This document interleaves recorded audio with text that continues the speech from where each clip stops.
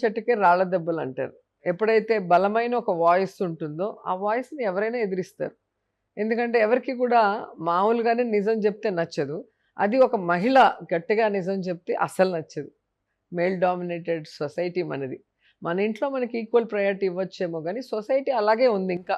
ఇంత సూపర్ ఫాస్ట్‌లో మనం వెళ్తున్నా, ఈరోజు మగవాళ్ళకి ధీటుగా అన్నిట్లో మనం ముందున్నా కూడా, ఆ మహిళ అనగానే కొంచెం వాయిస్ రైజ్ చేసినా, లేదా సక్సెస్‌ఫుల్ అయినా గూడా, వాళ్ళని హర్ట్ చేయడానికి వాళ్ళ క్యారెక్టర్ మీద క్యారెక్టర్ బ్యాడ్ అని చెప్పటమో, లేదా ఒక 10 మంది వాళ్ళ గురించి మహిళలతోనే తిట్టించడమో, లేదా ఏదో ఒక రకంగా ఆమెని భయపెట్టి ఇంటికి పంపించాలన్న ప్రయత్నం చేస్తారు. ఫుడ్ గురించి షేవింగ్ ఇట్స్ హ్మ్. ఎవ్రీథింగ్ మీ మీద దాన్ని మనం పట్టించుకోవాల్సిన అవసరం లేదు. ఇప్పుడు అది నిజమైనప్పుడు మనం ఫీల్ అవ్వాలి గానీ, అది నిజం గానప్పుడు ఎవరినో అన్నారనుకోవాలి. నిజం మనం కాదు ఎందుకు కానీ పట్టించుకోవాలి? జనంలోకి వెళ్తుంది కదా ఒక నెగటివిటీ. జనంలోకెళ్ళి జనం నమ్మే పరిస్థితి లేదు గదా! జనం నమ్మేలాగుంటే నేను ఈరోజు ఈ స్థాయిలో ఉండిండను.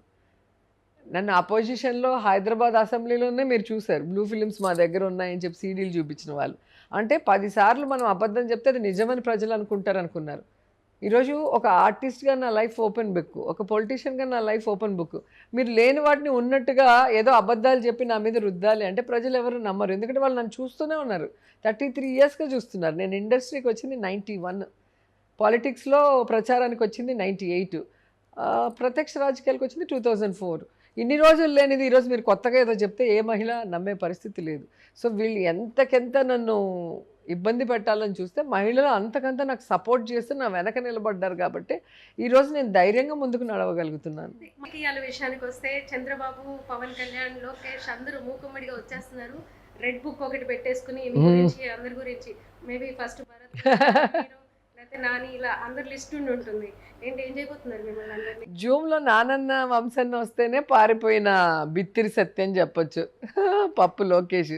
ఈ వాడు ఎర్ర బుక్‌లో రాసుకుంటే ఉంది, పసుపు బుక్‌లో రాసుకుంటే ఉంది. సో సక్రమంగా వాడు చదువుకునింటే ఏదో ఆఫీసర్ అయి ఉంటాడు. లేదా సక్రమంగా పాలిటిక్స్ చేసుంటే కనీసం ఎమ్మెల్యే అయినా అయి ఉంటాడు. ఏది చేతగానోడు. ఏ విషయంలో కూడా చేతగానితనం.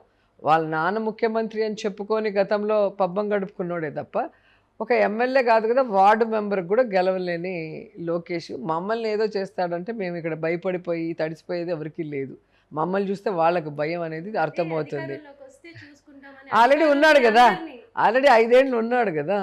ఏం చేసావు నువ్వు? ఏం చేయలేదనే కదా నిన్ను ఇంటికి పంపించారు. అధికారంలో ఉన్నప్పుడు మీరేం చేయలేదు కదా. ఎవరు? ఇప్పుడు వాళ్ళ అధికారంలో ఉన్నప్పుడు మీరేం లెక్క కాదు ఆయనకి. కానీ ఇప్పుడు ఒకవేళ ఫ్యూచర్లో అధికారంలో వస్తే ఈ 5 సంవత్సరాలు ఉన్న కక్షను మీ అందరి మీద అందుకే జనాలు వాళ్ళకి ఓట్లు వేయరనేది. ఎప్పుడైనా పాలిటిక్స్లో మనం ఎందుకు నించుంటాం? మేము వస్తే మీకు ఈ వెల్ఫేర్ చేస్తాం, మేము వస్తే మీకు ఈ అభివృద్ధి చేస్తాం, మేము వస్తే ఇలా ఇలా ఈ స్టేట్ని డెవలప్ చేస్తామని చెప్తే ప్రజలు నమ్ముతారు. కానీ మేము వస్తే వాళ్ళ మంత్రుల్ని కొడతాం, వీళ్ళ బట్టలు ఉడదేస్తాం, వాళ్ళందరి సంగతి తేల్చేస్తాం, ఎర్ర పుస్తకాలు రాసుకుంటుంటే పోరా అంటారు. ఎవడు పట్టించుకునే పరిస్థితి లేదు. ఎవరినో కొట్టుకోవడానికి, ఎవడెవడనో తిట్టుకోవడానికి మేమెందుకు ఓటు వేయాలి అంటారు ఓటర్స్. ఓటర్ అల్టిమేట్గా ఎందుకు ఓటు వేస్తారు? ఓ మంచి ప్రభుత్వం రావాలి, మనకి మన కుటుంబానికి మంచి చేసే ప్రభుత్వం కావాలనుకుంటారు. అంతేగాని ప్రతిపక్షాన్ని వీళ్ళ అధికారంలో వస్తే వాళ్ళ ప్రతిపక్షంగా ఉన్న వాళ్ళని కేసులు పెడతాం, వంకోబెట్టి కొడతాం, లాక్కుపోతాం, ఇట్లా పిచ్చి మాటలు మాట్లాడే వాళ్ళకి ఎప్పుడు ఓట్లేదు. అందుకే ఈరోజు మీరు చూస్తే పవన్ కళ్యాణ్ గెలవడం ఎమ్మెల్యేగా, లోకేష్ ఎమ్మెల్యేగా గెలిచే పరిస్థితి లేకుండా పోయింది. జగన్మోహన్ రెడ్డి మీద ఫస్ట్ లోకేష్ని, తర్వాత పవన్ కళ్యాణ్ని, ఆ తర్వాత షర్మిల్ని, ఇంతమందిని వదిలేరు. ఏమంటారు? అదే అంటున్నాను కదా, రాజు బలవంతుడైతే శత్రువులంతా ఒక్కటవుతారని. సో సంబంధమే లేదు, ఒక పార్టీకి సంబంధం లేని అన్ని పార్టీలు ఒకటే అంటే జగన్ ఎంత బలవంతుడు అనేది ఇక్కడ మనం అర్థం చేసుకోవాలి. అండ్ ఎంత బలంగా ప్రజల హృదయాల్లో స్థానం ఏర్పరచుకున్నారు అనేది మనం అర్థం చేసుకోవాలి. సో ప్రజలు కూడా ఈరోజు గమనిస్తున్నారు. ఒక్క అబ్బాయి రాజశేఖర రెడ్డి గారు చనిపోయిన తర్వాత దొంగ కేసులు పెట్టి జగనన్నని ఎలా జైలుకు పంపించారు, రాజశేఖర రెడ్డి గారి పేరుని ఎలా ఎఫ్ఐఆర్లో పెట్టారు, ఈ రాష్ట్రాన్ని ఎలా విడగొట్టారు, ఈ రాష్ట్ర ప్రజల జీవితాలతో ఎలా చెలగాటమాడుతున్నారు అనేది ఆంధ్రప్రదేశ్ ప్రజలందరూ కూడా గమనిస్తున్నారు. ఆ రోజు నోరెత్తని ఎవ్వరూ కూడా ఈరోజు జగన్ అన్నింటినీ సరిదిద్ది మన స్టేట్ని బెస్ట్ స్టేట్గా తీర్చిదిద్దుతున్నప్పుడు ఇంతమంది ఒకటయ్యారంటే కేవలం అధికార దాహం.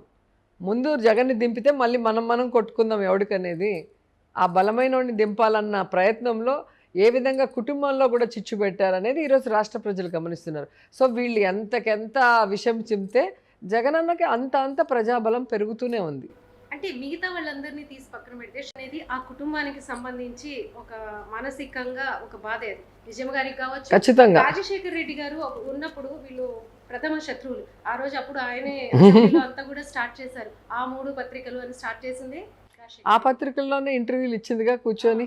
దీన్ని ఎలా వైసీపీ ఎలా తీసుకుంటుంది? ఎవరైతే రాజశేఖర్ రెడ్డి గారిని అవమానించారో, ఎవరైతే రాజశేఖర్ రెడ్డి గారిని అవినీతి సామ్రాట్ అని అన్నారో, ఆ పత్రికల ఆఫీసులకి వెళ్ళి షర్మిల ఇంటర్వ్యూలు ఇచ్చినప్పుడే సగం వైఎస్ఆర్సీపీ అభిమానుల మనసు చచ్చిపోయింది. అండ్ ఎప్పుడైతే ఆవిడ చంద్రబాబు నాయుడిని, పవన్ కళ్యాణ్ని కలిసి బొకేలు ఇచ్చి ఆమె ఎట్లా దేనికోసం పోయిందో మనకైతే తెలీదు. సో అదే అంటున్నాను, అలా మాట్లాడిందో జగనన్నని, జగన్ రెడ్డి నీ కులమేంది, నువ్వు ఎవరికి పుట్టావని అన్నారో ఆ రోజుతో షర్మిల అనేది జీరో అయిపోయింది. ఎందుకంటే షర్మిల వెనక ఇంతమంది ఎందుకున్నారు? కేవలం రాజశేఖర రెడ్డి గారి కూతురు జగనన్న కోసం వచ్చింది పాదయాత్ర చేసేటప్పుడు. ఆ గౌరవంతో, ప్రేమతో మొత్తం రాజన్న ఫ్యాన్స్, జగనన్న ఫ్యాన్స్ ఆమె వెనక నడిచారు. వాళ్ళిద్దరి షాడో లేకపోతే ఈమె లేదు, ఈమె జీరో. తెలంగాణలో మనం చూసాం కదా.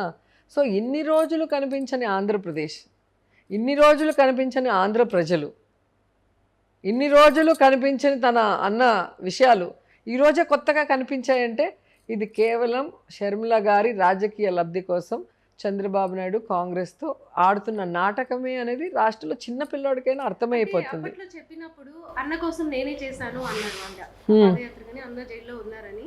ఇప్పుడు భారతమ్మ చెప్తేనే చేశాను, నాంతగా నేను చేయలేదు అంటున్నారు. ఆవిడ మాటలకి అర్థమే లేదు. జగన్ని ఆ రోజు దేవుడు, మా అన్నని ఇబ్బంది పెడుతున్నారు కాంగ్రెస్ వాళ్ళు.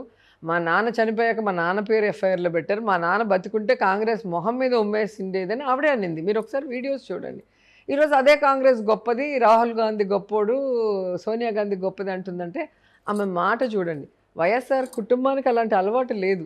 ఈరోజు వైఎస్ఆర్ గారి మనసుని క్షోభించే విధంగా, ఆయన ఆత్మ క్షోభించే విధంగా ఆమె మాట్లాడుతుంది. ఎందుకంటే రాజశేఖర రెడ్డి అయినా, జగన్మోహన్ రెడ్డి గారైనా ప్రజల్ని ఎంత అభిమానిస్తారు. ఒక మాట ఇస్తే ఎన్ని కష్టాలు వచ్చినా ఆ మాట తప్పకుండా ఆ మాట కోసం నిలబడిన వ్యక్తులు. కానీ ఈమె రోజుకొక మాట. ఆ రోజేమో ఒక ఇంటర్వ్యూలో ఆడబిడ్డ అంటే ఆడబిడ్డ, ఏడబిడ్డ కాదు, నేను తెలంగాణలో పుట్టి పెరిగాను, ఇక్కడే పెళ్లి చేసుకున్నాను, వీళ్ళే నా ప్రజలు, వీళ్ళ కోసం ప్రాణం ఇస్తానింది. ఈరోజు ఆ ప్రజలేరి, ఆ ప్రజల కోసం పెట్టిన పార్టీ ఎక్కడుంది? ఆమె ఎక్కడుంది? ఇక్కడికి వచ్చి ఇప్పుడు వెంటనే నిన్న మెగా డిఎస్సికి జగన్మోహన్ రెడ్డి అన్యాయం చేశాడు. అసలు డిఎస్సికి న్యాయం చేసిందే జగన్మోహన్ రెడ్డి గారు. చంద్రబాబు నాయుడు ఇవ్వాల్సిన 1998 డిఎస్సి కానీ, 2008 డిఎస్సి కానీ, 2018 డిఎస్సి 17,000 ఉద్యోగాలు జగనన్న ఇచ్చాడు.